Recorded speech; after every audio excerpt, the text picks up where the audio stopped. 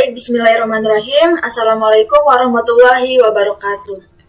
Perkenalkan, nama saya Nur Azliana, saya dari kelas 4B Biologi. Di sini saya akan menjelaskan tentang analisis covariance, di mana saya menjelaskan ini untuk memenuhi salah satu syarat ujian akhir semester statistika. Pembahasan yang akan saya bahas yaitu tentang analisis covariance. Sebelum itu kita harus tahu dulu apa sih arti dari analisis covariance itu. Jadi, analisis covariance dapat diartikan sebagai suatu variabel yang berkolerasi terhadap variabel tak bebas.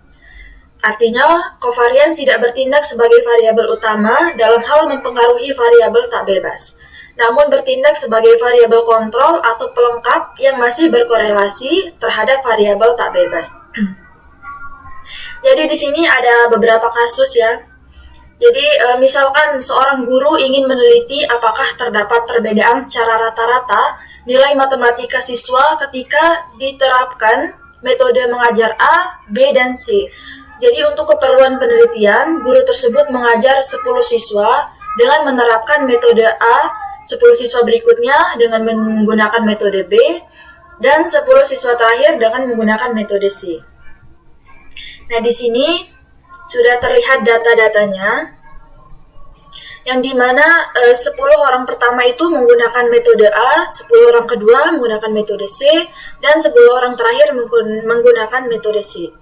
Jadi, seorang guru akan menentukan nilai rata-rata, apakah perbedaan nilai rata-rata antara ke-30 mahasiswa ini dengan menggunakan 3 metode, apakah perbedaan rata-rata ini signifikan atau tidak.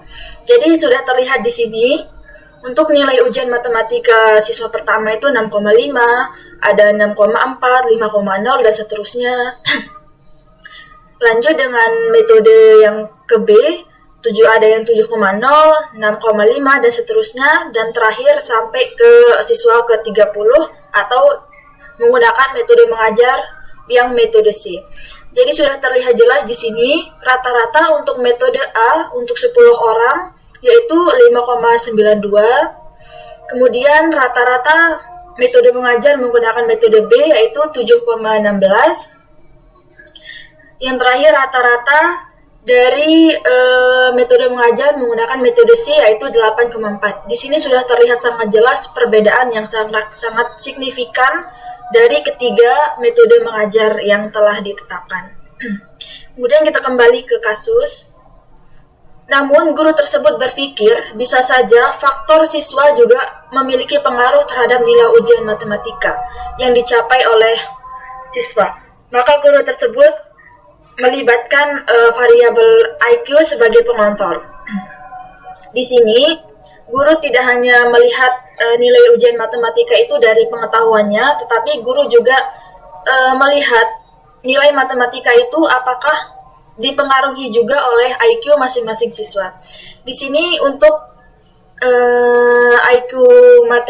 IQ siswa yang pertama ada yang 100, 99, 95, dan seterusnya, sampai ke 30 mahasiswa yang dibagi menjadi 3 metode. Kemudian kita kembali ke kasus lagi.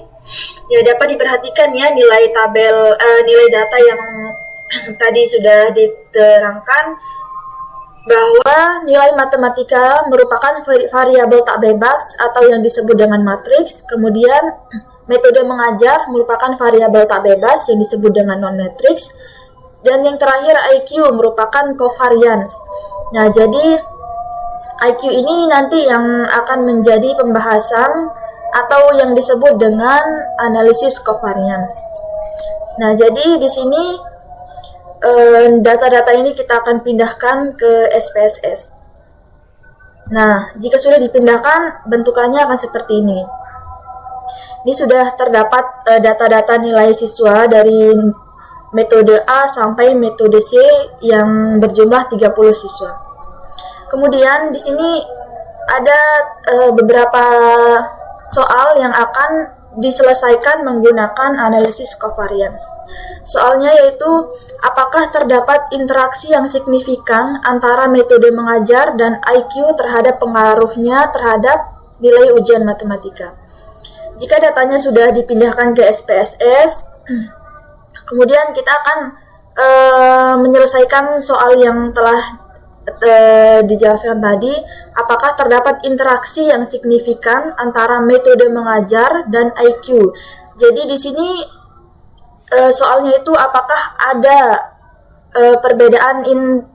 apakah terdapat perbedaan yang signifikan antara metode mengajar dengan IQ dalam pengaruhnya terhadap nilai ujian matematika. Di sini data-data nilai siswa sudah dipindahkan ke SPSS untuk menentukan perbedaan yang signifikan antara metode mengajar dengan IQ. Ada beberapa langkah yang harus dilakukan. Yang pertama, kita klik analyze dulu, kemudian lanjut ke general linear model, kemudian univariance.